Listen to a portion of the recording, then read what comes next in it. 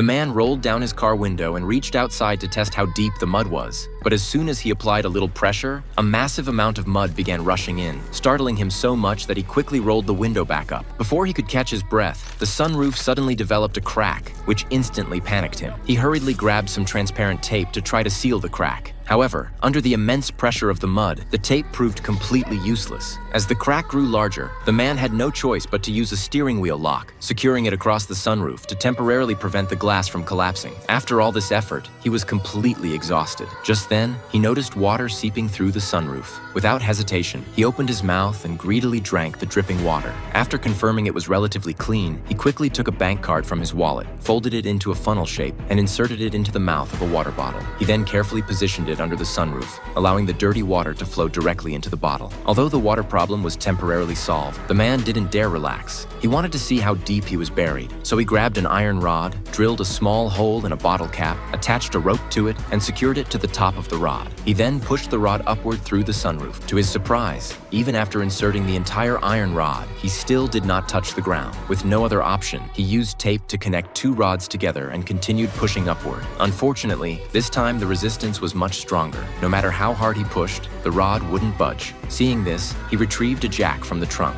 With the jack's help, things became much easier. Just as he began to feel a glimmer of hope, he realized that even at the jack's maximum extension, the rod still wasn't long enough to reach the surface. Left with no choice, the man decided to take matters into his own hands. He used his shoulder to push the rod upward, exerting all his strength. Then, filled with anticipation, he looked up and was thrilled to see that the other end of the rod had finally broken through to the outside. Although it was just a small glimpse of the sky, the long-missed sight filled him with joy. He immediately took a few deep breaths of fresh air and began shouting for help at the top of his lungs. However, after hours of yelling, there was still no response from anyone.